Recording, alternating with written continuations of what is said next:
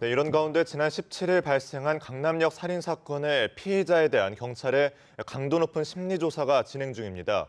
앞서 보신 것처럼 강남역 10번 출구에는 오늘도 피해 여성을 향한 추모 행렬이 줄을 잇고 있는데요. 네, 신동근 정신과 전문의와 함께 이번 사건 내용 자세히 살펴보겠습니다. 어서 안녕하십니까? 오세요. 네, 안녕하세요.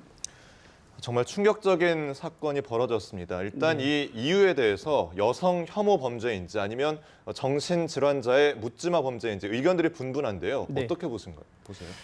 제가 볼 때는 정신병적인 상태 그리고 피해 망상에 사로잡힌 상태에서 벌어진 병적 범죄다라고 이렇게 생각을 하고 있습니다. 최근에 여성 혐오 범죄가 아니냐 이런 얘기들 많이 나오고 있는데요. 일반적으로 혐오 범죄라고 할 때는 KKK단 같이 백인 우월주의 이런 사람들 있잖아요. 네네. 특정한 어떤 우월성이나 자신들의 신념을 가지고 정신병적인 상태는 아닌 상태에서 특정 상대를 혐오해서 이제 타겟팅해서 하는 그런 범죄들을 혐오 범죄라고 할 수 있을 텐데 지금의 사례는 정신병적인 증상이 악화되면서 그 대상이 여성이었다는 것이고 본인이 여성을 타겟으로 했다 이런 주장을 했지만 이것만으로 여성 혐오 범죄다라고 말하기는 어려울 것 같습니다. 예, 지금 경찰이 강도 높은 조사를 벌이고 있다고 전해드렸는데 프로파일러 1차 면담 결과를 보면 조현병이다. 조현병으로 입원한 적이 있었다고 밝혀졌습니다. 이게 네. 어떤 병입니까? 조현병이 과거에 정신분열병이다 이렇게 불렸던 병이고요. 예. 뇌에 특별한 이상이 없지만 뇌 기능이 전반적으로 떨어지는 병인데요. 예를 들면 주변에서 오는 자극을 다르게 인식하거나 또는 생각하거나 행동하는 방식이 매우 다른 그런 병입니다. 그래서 흔히 환청이라든지 망상이라든지 이런 증상을 많이 갖게 되는 그런 병이라고 할 수 있습니다. 네. 하지만 조현병을 갖고 있다고 해서 모두 범죄로 이어지는 건 아니지 않습니까? 네, 이런 그렇죠. 경우에는 폭력적인 극단적인 성향으로 치닫는 경우인가요? 어떤 케이스인가요? 일반적으로 이제 조현병이 있다고 해서 또는 중증 정신장애가 있다고 해서 범죄율이 더 높은 것은 아니고요. 오히려 일반인보다 범죄율이 더 낮습니다. 대개는 매우 선량하고 착한 분들인데 문제는 이제 증상이 심한 급성기나 아니면 안정되었다가 이후에 약을 잘 먹지 않거나 그러면 다시 재발하는 경우가 종종 생기는데 그렇게 막 재발하기 시작하는 시점에 또 굉장히 불안정한 상태가 될 수 있습니다. 이런 시기에 폭력성이 좀 증가할 수 있고 이때 폭력적인 범죄가 늘어날 수 있는 성향이 있는데요. 사실 그런 이유 때문에 지속적인 약물 관리라든지 이런 지속적인 치료가 굉장히 중요하고 또 때에 따라서는 가족이나 어떤 지역사회 사람들의 어떤 안전을 위해서 가끔은 본인의 의지와 상관없이 입원을 하거나 약물 투약을 하는 그런 경우도 생길 수 있습니다. 예, 이런 병을 앓고 있다. 그리고 여성에게 무시를 당해왔다. 본인의 말대로. 그렇다고 네. 하더라도 지금 피해자를 보면 생면부지에 거의 완전히 무관한 사람이거든요. 이건 네, 어떤 그렇죠. 심리 상태입니까? 사실 이제 정신병적인 상태라는 것은요. 저희가 완벽하게 이해하는 것이 굉장히 어렵습니다. 그렇겠죠. 예, 그 병적인 상태에서 어떤 상태에서 그런 행동이 나왔는지를 이제 보통 이해하는 게 쉽진 않은데 추정을 저는 해보자면요. 사실 이제 뭔가 자신의 좌절과 분노와 이런 걸 많이 겪었던 사람이 힘이 약한 상대에게 뭔가 분풀이를 했을 그런 가능성이 있고요.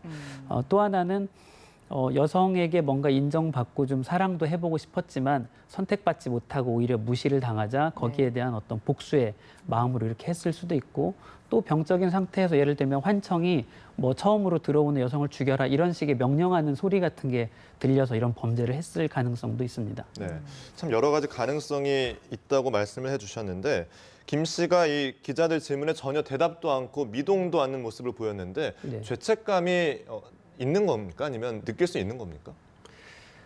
이게 당시 발표한 내용을 보면 이제 죄책감을 느끼지 못하는 것처럼 이렇게 보이잖아요. 네네. 그런데 우리가 죄책감이라는 거를 얘기하려면 먼저 사회적인 판단력이 정상이고 그리고 양심이 있을 때 우리는 죄책감을 논할 수 있는 거라고 저는 생각을 해요. 네. 그런데 정신병적 상태에서는 사회적인 어떤 판단을 정상적으로 할 수가 없거든요. 그러니까 그 뒤에 죄책감을 얘기하는 것 자체가 사실은 무리가 있어요. 예를 들어서 병적인 상태에서 사탄이 악마가 돌아다녀서 죽였는데 알고 보니까 그게 그냥 평범한 사람이었다는 거죠. 이런 식이라면 이걸 가지고 죄책감 느끼냐 물어보면 나는 사탄을 죽였는데 이렇게밖에 모를 거 아니에요. 그래서 네네. 판단력이 정상이 아닌 경우에는 우리가 어떤 죄책감이 없다 이렇게 비난할 수 있는 건 아니고요. 죄책감이 없다고 비난할 때는 판단은 정상이지만 양심이 없어서 죄책감을 느끼지 못하는 그런 사이코패스나 이런 경우는 저희가 비난해서 마땅하다고 할 수 있죠. 예, 그러니까 우리가 지금 이 피의자가 정신분열 증상이 있다, 정신병을 앓고 있다는 전제하에 이야기를 하고 있는데 네. 미리 흉기도 준비했고 여자를 기다리고 꽤 치밀하게 범행을 했거든요. 정신병이 있는 사람이 이렇게까지 치밀할 수 있습니까? 저는 사실 이 상황을 가지고 치밀하게 계획을 했다 이렇게 보긴 좀 무리가 있다고 생각을 해요. 그러니까 사전에 뭐 1시간쯤 전에 칼을 준비를 했고 그다음에 공용 화장실에 들어가서 준비를 하고 있다가 첫 번째 들어온 여성을 찔렀다. 여기까지는 어느 정도 계획성이 있는데요. 네. 보통 이제 치밀하게 계획을 했다고 하려면 뭐 어떻게 죽이고 내가 어떻게 도주를 하고 시신을 어떻게 은닉을 한다든지 뭔가 그런 식의 계획을 짜는 것이 치밀한 계획인 거지. 지금의 경우는 망상에 사로잡혀서 또는 환청이나 이런 영향을 받아서 첫 번째 만나는 여성을 죽인다. 거기까지만 생각에 사로잡힌 것이지 그 이상의 어떤 치밀한 계획이 있었다고 보기는 어려운 것 같습니다. 네. 이번 강남역 이 살인 사건도 그렇고 최근 들어서 이제 우리 사회 묻지마식 범죄가 굉장히 늘고 있는데요. 네. 어떤 특별한 이유가 있을까요? 저는 묻지마식 범죄의 그 근원에는 굉장히 극심한 형태의 증오, 분노 이런 감정이 있다고 생각을 합니다. 그래서 그런 감정에 사로잡혀 있을 때 그런 극심한 분노가 자기 자신을 향하게 되면 자살이라는 극단적인 형태가 될 수 있고 그런 걸 남에게 향하게 되면 그냥 어차피 나도 죽고 싶은데 너도 죽어라 아무나 죽어라 이런 식으로 이제 묻지마 범죄를 할 수 있잖아요. 네. 그런데 이렇게 늘어난다는 건 결국 우리 사회에 증오를 가진 분노가 극심한 사람이 늘어난다는 그런 뜻이고요. 이렇게 증오가 늘어나는 거는 보통은 이제 개인이 굉장히 위협을 많이 받는다고 느낄 때 증오가 늘어납니다. 근데 사람이 언제 이제 위협받는다고 느끼냐면, 예를 들어서 내 것을 남이 빼앗아 갔다. 이런 거 이제 박탈감이라고 얘기를 하고요. 네. 또는 어떤 상황이 너무 불평등하거나 불공정하다. 이렇게 느낄 때도 극심한 증오감을 느끼기도 합니다. 네. 그리고 누군가에게 배신당하거나 착취당했다고 느낄 때, 그럴 때도 가능하고요. 어떤 심한 실패와 함께 좌절감을 느꼈을 때, 또 다수 앞에서 굉장히 수치심을 느꼈을 때, 이런 상황이 되면 극심한 분노를 느끼고 그런 분노가 증오까지 되고 뭐 특정 대상이든 아니면 불특정 대상이든 그들을 향한 범죄가 늘어나는 것 같아요. 네. 그래서 이런 부분이 좀 사회적으로 좀 고민을 함께 해야 될 부분이거든요. 제가 말씀드린 내용들은 결국은 우리 사회가 다소 불안정하고 예. 사회적 안전망이 좀 부족한 면이 결국 증오범죄가 늘어나게 하는데 일조하고 있다고 볼 수 있습니다. 네. 이런 분노나 증오가 늘어나는 만큼 또 다른 한편에서는 불안과 공포도 늘어납니다. 여자라서 죽었다. 우리도 운이 좋아서 살아남았다. 이런 분위기가 확산하고 있거든요. 이것도 심각한 문제인 것 같습니다. 네, 사실 여성들이 느끼는 불안은 어제 오늘의 얘기는 아니잖아요. 일반적으로 여성들은 훨씬 많은 위험에 처하기도 하고 뭐 폭행이나 폭언이나 추행이나 이런 데 사실 늘 노출이 되어 왔어요.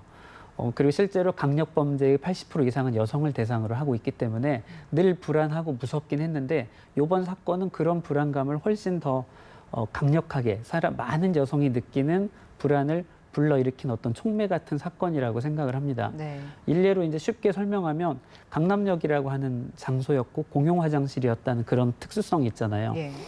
다수의 사람들이 모이는 가장 대한민국에서 많은 사람들이 모이는 그런 장소였고 그리고 거기에 있는 그냥 흔한 화장실 중에 하나였는데 그런 장소에서 사람이 죽은 거는 무슨 어디 뭐 화성 연쇄 살인 사건이라든지 이런 것과는 다르죠. 느껴지는 게 다른 거예요. 네. 그래서 저곳은 내가 늘 갈 수도 있는 곳인데 저분이 아니라 내가 희생될 수도 있었겠구나. 그냥 나하고 관련 없는 어떤 먼 이야기가 아니라 저기에 내가 갔을 수도 있다는 이런 점이 극도의 심한 불안을 유발하게 하는 것 같고 따라서 그런 면 때문에 더 안타까움이 심하고 추모의 어떤 열기도 더 크지 않나 이렇게 생각이 듭니다. 네, 맞습니다. 조금 전 저희가 화면으로도 확인했지만 추모 물결이 계속되고 있는데 근데 네. 이 와중에 또 악성 댓글을 달고 추모 메시지를 훼손하고 이런 사람들도 있다 그래요. 이건 네. 무슨 심리입니까?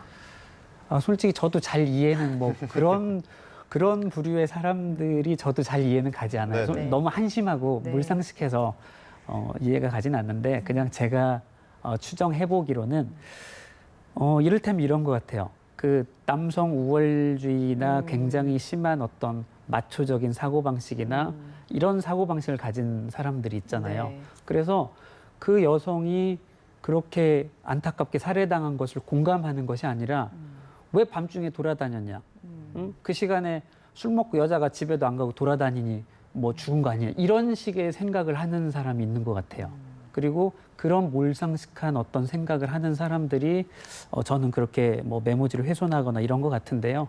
이런 행동은 정말 남녀 간의 어떤 혐오의 감정만 더 부추기고 우리 사회를 더 분열시키는 것이고 정말 이런 행동은 좀 없었으면 좋겠습니다. 네. 네. 언제부턴가 온라인상에서 뭐 된장녀랄지 뭐 김치녀 이렇게 여성을 좀 비하하는 발언들이 굉장히 난무하고 있는데 네.